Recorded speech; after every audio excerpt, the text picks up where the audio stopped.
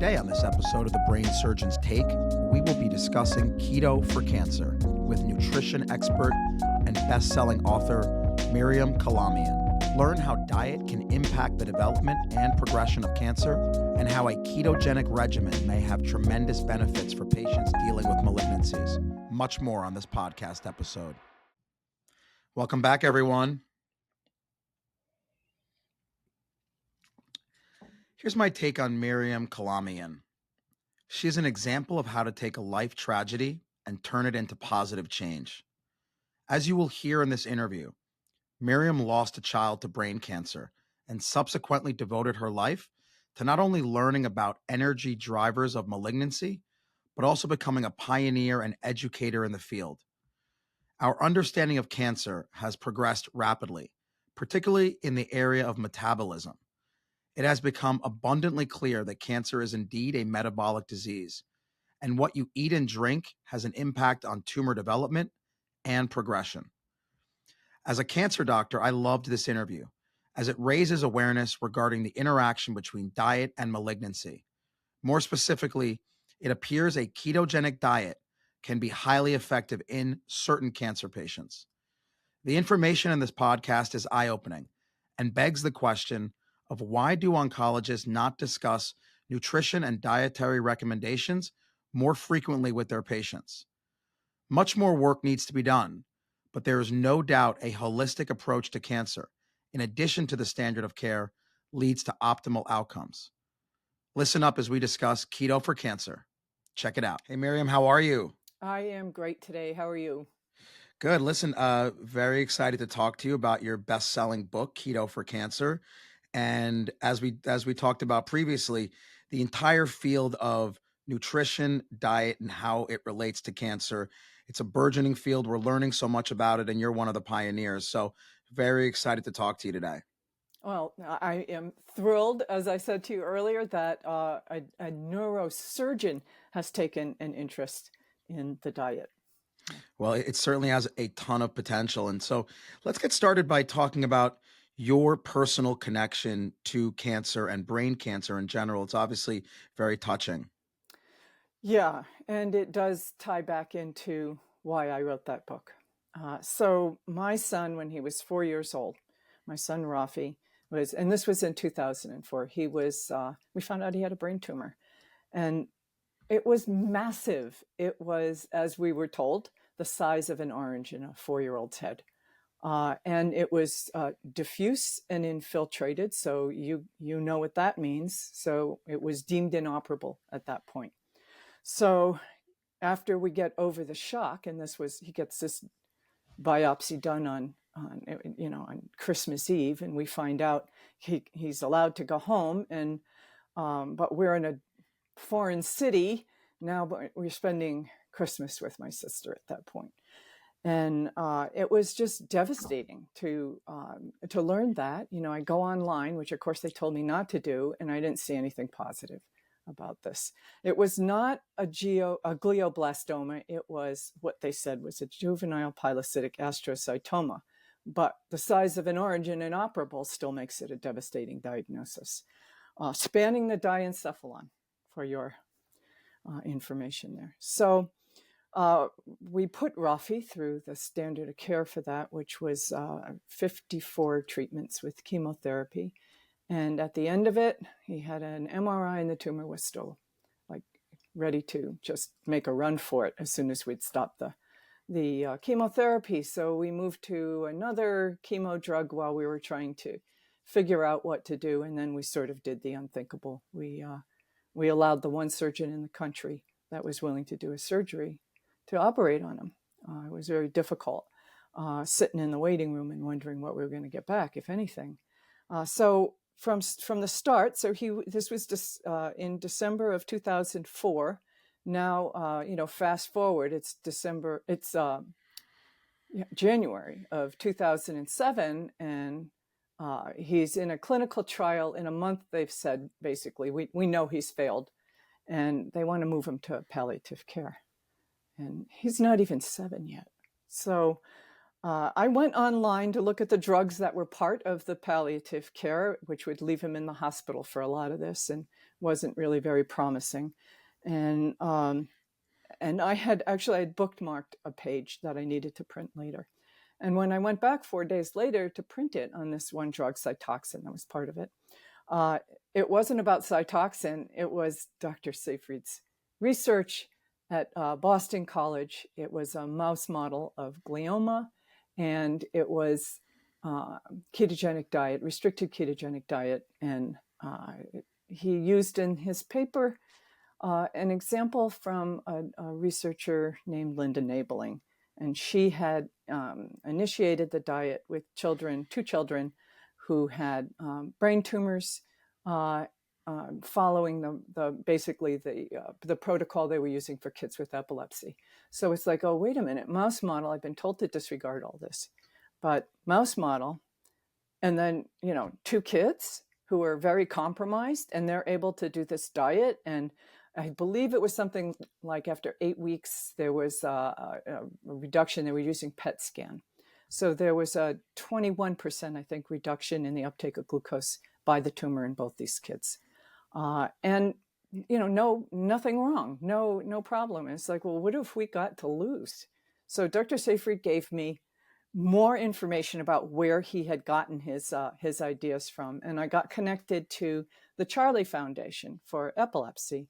And they didn't really want to have anything to do with brain tumor, but there were two moms on a moderated forum for, I believe it was modified ketogenic diet for their kids for epilepsy, and they were willing to answer some of my questions. And the Johns Hopkins 4th edition, I believe it was, had just come out on how to use this diet for epilepsy. So I got no background in any of this, and I've got the book, and we decided to go ahead with it. And 3 months later, the MRI showed that the tumor had shrunk back by 10 to 15%, which was just like an enormous, like I was hoping for anything, and I get this. So of course we were going to do it. And of course I had to learn more about it. And I found out what I was doing wrong by talking to the lead nutritionist at Charlie. I begged her, said, I know I'm harming him. Let's do this right. And a month later, I was enrolled in a graduate program in human nutrition, and I knew what my focus was going to be. Because if this was working for my kid, I had to do it the best job that I could for him, but I also had to get this out to other people, because I know it's not like I can't imagine. I know what they're feeling. I know the situation that they're in with this. And so, I kind of piddled around with getting a little PDF off on my website, but then I was contacted by Chelsea Green, and they said, would you, write a book for us? And that's what I did. So that was published in 2017. I'm very proud of that book. I have a lot of advocacy in there. I think it's a little too, I wish I could go back and revise portions of it, because our team is working with a lot of other cancers now. And the diet that I suggest, the version of it that I suggest for brain cancer, is very rigorous, very tight. And I don't feel that it needs to be like that for some of these other cancers. So yeah, that's how I got here. I think your book is part of a movement that shows cancer is a metabolic disease, something that we did not really understand in the past, and we're just starting to learn more about it. Tell us how diet interplays with cancer exactly. Okay, so what we're trying to do with a ketogenic diet, and the way that I understood it in the very beginning, which is the very basic part of it, is you're limiting the amount of glucose that's available to the cancer cells. And, that is true. If you reduce your carbohydrate, your glucose level drops. And at a certain point, if there's not enough carbohydrate on board, your body's going to take other fuels and turn them, basically, to simplify it, turn it into ketones, put that back in the system. The ketones are very nourishing for the brain, and they also can run the heart and muscles. So it's a adaptation that we've made over time to survive these periods of food scarcity. So we're able to, if we were weak and weren't able to move around or find some food, then starvation would be devastating within the first couple of days. But we can live weeks. Some people can even live months without food. So a marvelous adaptation that we're sort of like hybrid engines in that we can run on different fuels. So that's great. We're cutting out the glucose. And that cuts down on the amount of lactic acid that's being created. I don't know how much time we got to get into this, but I've got some, some great materials on this that show the increase in glucose uptake, the increase in lactate production. Some of that lactate gets used right within the cell for what's called biomass synthesis. In other words, it's going to help to make this rapidly reproducing cell. And then the excess goes into the tumor microenvironment and acidifies it, and that helps to drive the cancer further, because cancer loves this acidic microenvironment. And more recently, the understanding about the role of glutamine in all this and other amino acids that we're only just beginning to understand their play in this is they're also driving this bus. Not so much through intake, unless the intake is excessive, but by changes within the cancer cells. It's what we call metabolic hijacking or reprogramming that allows the cell to make more glutamine right within the cell, or to be able to steal it from the neighboring tissue or the microenvironment of the cell, be able to recycle it within the cell. So all of these processes are going on to increase the opportunity for the cell to reproduce itself. So by limiting carbs very low, and by spacing, timing, exercise for competition around what we put in our bodies as far as protein, we can manage this. We can't cure it with diet, but it gives us a tool to make the tumor environment less hospitable for the cancer cell. And then, the surgery I just feel is a critical part of this. If these tumors are operable, got to go for it. And then if the person decides they're going to go through the standard of care, you have this sort of nutrient depleted environment that compromises the cancer cells, but not so much on the normal cells. And you're giving these normal cells ketone bodies, which are protective, therapeutic. It's a win-win in cancer, in brain cancer. Win-win. It's such a interesting phenomenon, basically starving the cancer. And you threw out a lot of scientific terms for our listeners, keeping it simple, certain types of foods that they should eat or avoid if they were cancer patients, and things you were talking about, starving the cancer, creating that environment. What are specific foods to avoid and ones to go after? Well, I think most people find it very easy to figure out the carb part of it, because it's all over the place as far as weight goes too. Cutting carbs, low carb, Atkins, whatever, ketogenic, whatever you talk about there. So, the foods that are heavy in starches and sugars are the first thing to avoid. So we hear all this stuff about, healthy whole grains. And my feeling is the only reason why they use those words, healthy whole grains, is as a little bit of fiber, but you can get your fiber from chia, from flax, from avocado. You can get your fiber from other sources that aren't high in carbohydrate.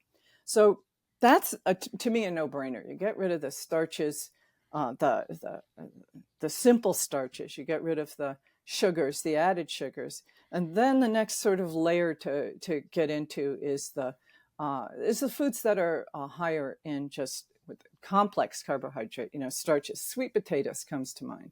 A lot of starch in a sweet potato. It's going to jack up your glucose and allow that to be more available to cancer cells. But at the same time, when you jack up your glucose, your insulin goes up. Your insulin production goes up. And we know that those cancer cells have many, many, many more receptors for glucose to get, transporters for glucose to get in there, and receptors for insulin. So they're stimulated. Insulin is an anabolic hormone. It stimulates, says, oh, we have what we need for growth. Let's do it. So you're providing that kind of stimulus to the cancer cell. So now, I'm sorry, keep going. When you take the carbohydrates out, in a lot of cases, you're taking out, north or south of half the calories there. So in theory, you should be replacing those calories with fat. You're not really increasing much on the proteins, but you are increasing the fat Otherwise, you're going to lose a lot of weight. But I'm going to tell you a little secret here, that a calorie restricted ketogenic diet, especially in the first few months, and especially if this person is heavy, carrying some extra weight, is extremely therapeutic, because it does more than just limit the glucose availability the way I described it. It's also having an impact on angiogenesis. When the cells are nutrient deprived, then they're not sending out the signals in the same kind of way for building that sloppy network of blood vessels that are feeding the tumor. So you're cutting down on that angiogenic activity too. So it's like I said, it's a win-win-win if you want to add that into the mix too. Yeah. Now, people again use the term ketogenic all the time. We see Atkins, ketogenic. Give us an example of a breakfast, lunch, and dinner, a daily nutritional ketogenic diet. What would it entail for breakfast, lunch, and dinner? Okay, let's just go really basic on this. And that is, okay, we're just going to assume we're not having to adjust for age, because that does make a difference in how we structure protein intake. We're not adjusting for exercise right now. We're just saying, okay, let's breakfast. Have a couple of eggs and maybe a strip of bacon. We're going to start the day with some type of animal protein. For my vegan clients, maybe we're going to do some type of tofu scramble, or supplemented with a protein shake. So that's breakfast. And keeping it really simple and focused on the protein is the best way to go. And allowing a little bit of time from the time you wake up to when you have that first meal. So it's not the second you get out of bed. Let your body do its work to bring that little shot of cortisol and glucose to bring that back down before you start the meal. And then lunch, if you're doing 3 meals a day, lunch might be a salad with, whatever. We need to have probably about 25 to 30 grams of protein yield in that meal as well, if you're dividing it up over 3 meals. So a salad, and with the eggs, you're going to cook them in butter or ghee. And then with the salad, you're going to make a beautiful dressing. And it's going to have a couple of tablespoons of olive oil, avocado oil, and it's going to include a lot of leafy greens, because my prejudice, my bias is towards including things. As a nutritionist, nutrition educator, I do want a varied diet. I do want a lot of different kinds of plants in that salad, but not in the portion sizes that are going to kick somebody out of ketosis. So maybe between lunch and dinner, there's a need to have a snack in there, and it's going to be high in fat and low in carbs and protein, like a nut butter or a fat bomb. And a dinner can be very traditional, but you can also swap dinner and lunch. So dinner can be very traditional with, I'm looking at protein, veggie, fats. Okay. And then you stop eating at least 3 hours before bedtime. Unless there's a medical need for you to have something between dinner and bedtime, just don't do it, because that gives you that longer overnight period where your body's doing its housekeeping. And that housekeeping includes getting rid of dead cells. And it's great for overall metabolic health. So one of the things that I do, it's not just about the diet per se. I'm also helping people understand all these other things that are going to play into it. I call them the pillars. So you've got some supplementation. You've got some, the fasting strategy of this overnight. You've got some supplementation going on, nutritional, botanical, ketone supplementation to enhance the levels you already have. You have fitness. I think it's a huge part of it, and timing of this exercise. And then you have the healthy habits around sleep and basically around sleep and stress. And you mentioned fasting, which is a whole another interview talking about intermittent fasting and the benefits or negatives of that. We won't really get into it, but I do find fasting to play a key role if you can do it. Like you said, 8, 10, 12 hours, even 16 hours if you want to do intermittent fasting. But the other question that comes up is, does a ketogenic diet prevent cancer or just help fight it? Okay, that's where we get in a little gray area there, because I don't think you need to do ketogenic in order to prevent cancer. So I don't look at it as preventing cancer. I look at it as lowering the risk because there's so many other things that are going to cause cancer other than the food that we eat.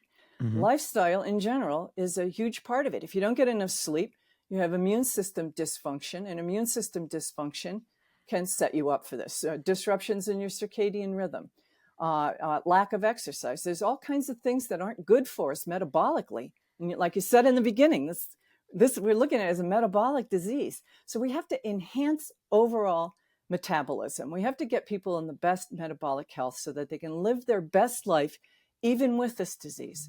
So what Jethro Hu, I don't know if you're familiar with him at Cedars-Sinai. Jethro Hu is a neuro-oncologist, very supportive of the ketogenic diet. And when I talked to him very early on about this, he said that the couple of people that he had seen do the diet alongside the standard of care, he had hoped that they would get a better outcome, better progression-free survival. But what he didn't understand at the time was that the quality of life would be so much better. They'd get through the standard of care with less fatigue, less dizziness, less just general poor quality of life. So it was a much better quality of life, and that is definitely what we saw with our son. We never did put him through radiation, but we just saw incredible improvement in his quality of life. And he lived for 6 years after they said palliative care. He lived for 6 years. We were not going to get that if he had been on this 4-drug protocol that would have kept him in the hospital. So, like I said, it's a win-win-win. Yeah, it's definitely about quality of life. I think you said that best. Any cancer patient, any cancer doctor will tell you that, quantity is great and that's ideal, but what you have to maintain is the quality of life. So I'm glad you got that with your son. So that's people in my book too, Rick.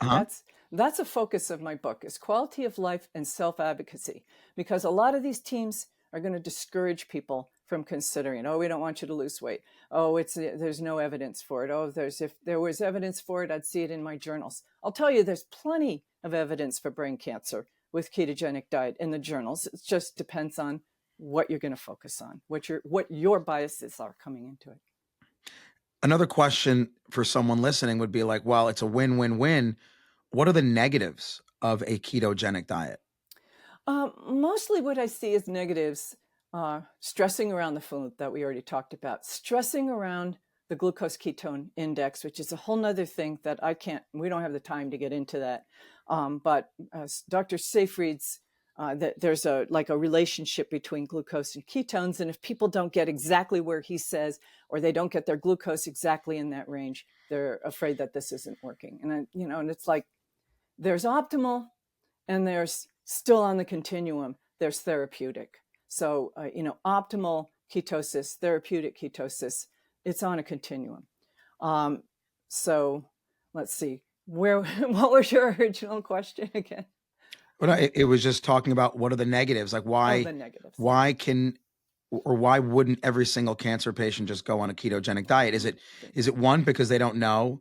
Is it 2, because it's difficult? Is it 3, because there's health risks to a ketogenic diet? If you're boosting up the fat, cardiovascular risk, that type of stuff. Rick, let me ask you about cardiovascular risk. Is that should that be the major concern of anybody with a diagnosis of a glioblastoma? Absolutely not. No. And that's what I wanted you to get to, because I think a ketogenic diet in general, if you're doing it for no reason, long term may have some negative side effects. But I was trying to get you to say that when people have a very terminal prognosis, worrying about heart disease in 25 years should not be on their radar. No, it should not be on their radar. And the side effects, there's all kinds of information about keto flu out there, but I think that these things are very easy to get past. Food addiction is a whole different ballgame. Food addiction, when people use food as comfort or they're too reliant on packaged foods, that's a whole different ballgame. And that needs somebody other than me, because that's a whole different field, is food addiction. I can do the diet part of it, but they really need to work through the emotional part of it with somebody else. The person with a lot of comorbidities, let's say they have high blood pressure They're on a number of different drugs. Maybe they have sleep apnea and they're not on a CPAP machine. The more conditions and the more medications they use complicate getting somebody into ketosis safely. And so that part needs medical monitoring. People think if they have diabetes, they can't do this. That's absolutely wrong. People with diabetes should be doing keto even before they get a cancer. But it does need more monitoring. They need to be more diligent about testing blood glucose and keeping track of ketones. But most of the things that I see as side effects are very transient, and we can get by them pretty quickly. The side effects. This isn't a side effect, but this is kind of a challenge. The whole social thing around food, the traditions around holidays are tough on a lot of people. People want to go out and not make themselves the center of attention by not having the dessert. And I tell you, I just came back from 2 weeks in New Zealand, and I am not strictly ketogenic, but I keep it. I'm one of those people that was, and then I went, what am I doing? I don't really need to be that rigorous. I couldn't gain muscle. There was all kinds of stuff going on that I wasn't happy with. Because I wasn't doing the muscle part of it right, I have to add. I'm very careful with working with clients on keeping that muscle. But I've been doing this for a long time. Anyway, I go to New Zealand. All the people on this trip with me are eating these big full meals with breads and starches and having desserts. And I'm sitting there doing what I do with prioritizing the protein while I'm away and having the non-starchy veggies. But it was hard to get a lot of fat. So Interestingly, I brought like 5.5 pounds of food with me that was all high in fat, like nuts and seeds and things. I see the challenges, but it's certainly worth it. So with travel, I say just prioritize the protein. With holidays, it's like bring something that you can eat, contribute something that you can eat. With people who just need to have something sweet, I have recipes for that.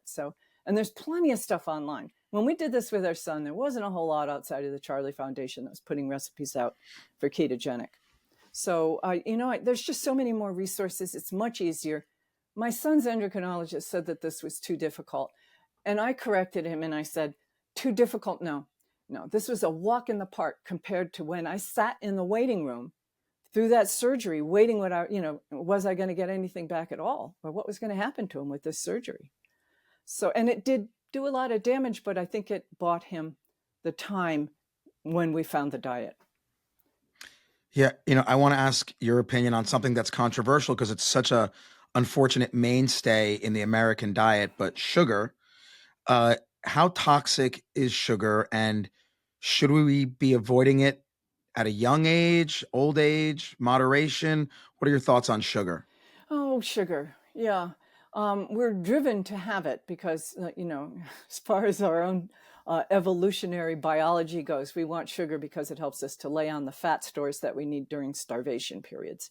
But yeah, it's like we really don't need added sugars in our diet. So the more we can wean ourselves and our families, be a good model for our families on that. I don't have sugar in my house. I don't. I have some sugar substitutes, and those are things that I use kind of modestly.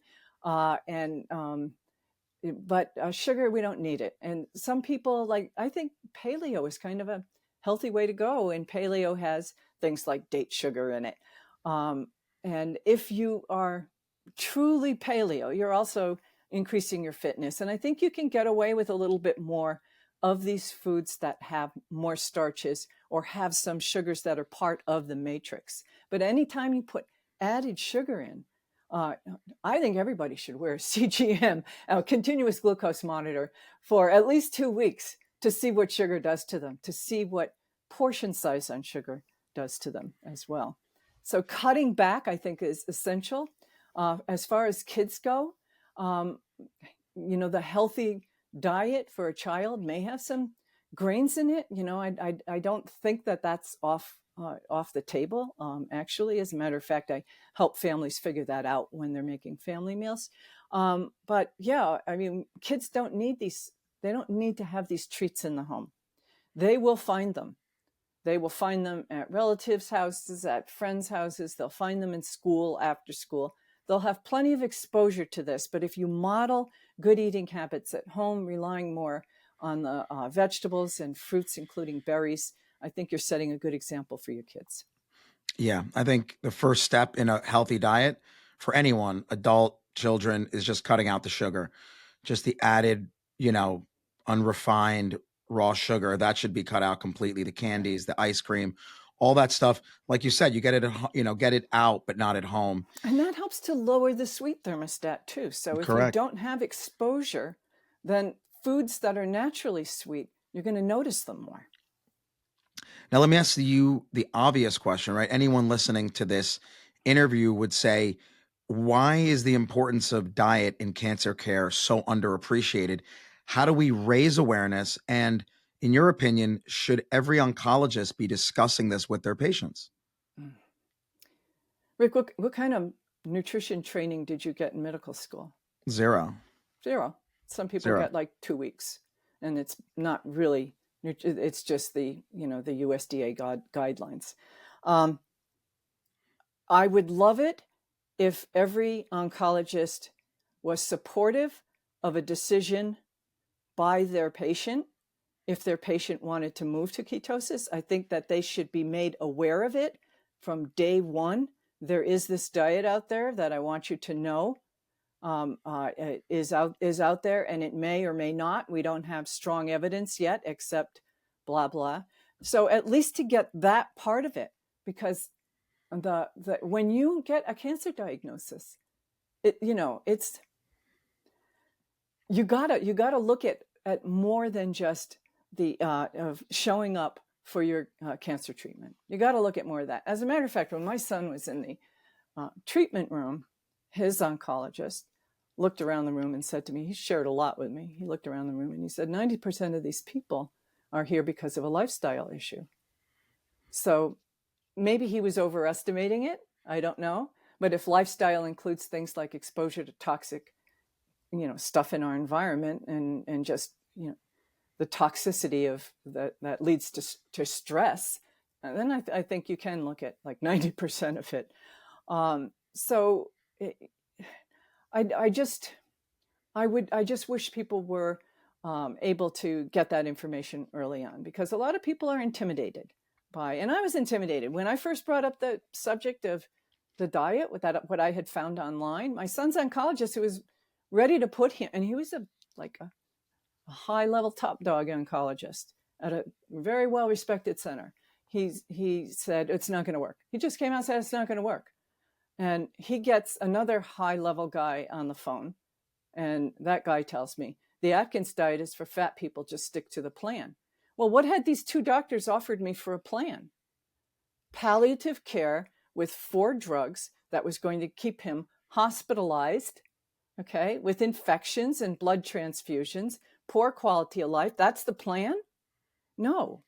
So it was very hard for me to say that I was going to refuse that. And he said, the oncologist said, so when this doesn't work, what then? And I said, well, then there's always the cocktail. Knowing that I wasn't going to do it, but I just had to get out of that office. I felt so unsupported.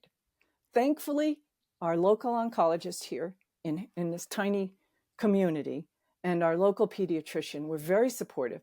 They monitored to make sure using the guidelines for kids on the diet for epilepsy, the labs that they were looking at, and just his general health that they were looking at, they were using that model of keeping him safe. Otherwise, I'm not sure if I would have done it. If I couldn't be sure I was keeping him safe, how could I move forward and do that? Yeah, I mean, it's the right time, right place. You had a great support network and the courage to make that decision against major medical advice. I think a lot of patients, like you said, wouldn't have the courage. And the fact that you did that obviously speaks volumes about the type of person you are. What do you see as a major or multiple major advancements in cancer treatment over the next 10 years, looking into the future? Oh, I think looking into the future, I think there are some approaches that enhance the immune system response that are going to be better than using chemotherapy. Chemotherapy is killing fast-growing cells, and especially in brain cancer. I mean, we're focusing on that here. It's killing the Temodar kills the fast-growing cells, but it leaves some behind that aren't going to be susceptible to it, and they become more aggressive. So when there's a recurrence of the cancer, which there almost always is, when there's a recurrence, it's much more aggressive and fast-moving, and then it's really hard to get a handle on it.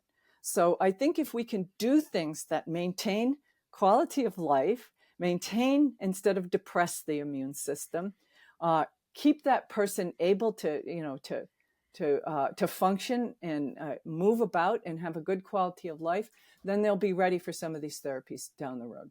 There's also a group that I feel proud to belong in, which is Dr. Seyfried's team, which includes Dr. Tomas Daraj. I think I sent you that protocol. We are moving towards looking at, what kinds of other metabolic therapies can we layer in? And so they will be alongside the standard of care for some people, but eventually there may be metabolic oncologists that are focused more on using some combinations of these other treatments and therapies, monitoring as they go. And it may be equally effective, or I'm thinking even more effective in treating this devastating disease. Yeah. Amazing interview, Miriam. I can say that thank you for pushing this field forward. As a cancer doctor, I can tell you there's definitely been a shift in the last 10, 15 years, understanding that cancer is driven metabolically and that diet, which I was trained has zero impact on cancer, clearly has a massive role in prevention and treatment. And so kudos to you, the team that you work with, Dr. Seyfried, of course, I had him on the podcast a couple months ago. Also, just an amazing leader in the field.